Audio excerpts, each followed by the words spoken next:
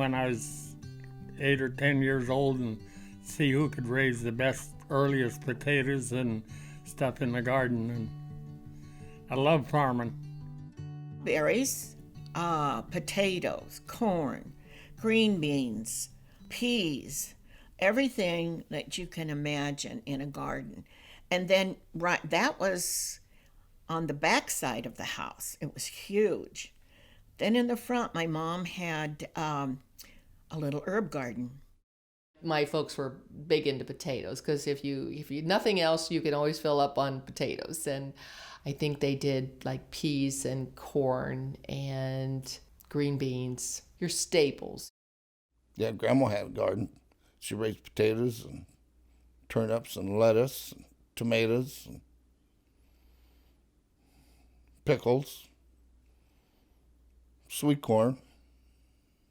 Did a lot of canning. And she even canned beef and chicken. And then we had a cellar. I had another grandma, and she did potatoes and apples and pears, and they had a cave.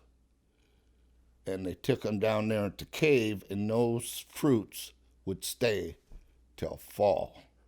My dad actually had a cold storage area under the garage that would just keep things nice and cool, just as if they were in a refrigerator.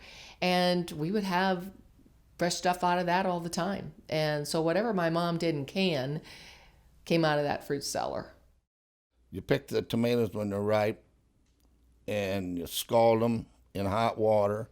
You take the skins off and cut them up in quarters, put them in a jar, and then you top them off with just very little water. It takes a boiling water bath. You put jars in after you put the lids on the jars, and I believe it's for quarts. It was about 20 minutes from the time it starts to boil.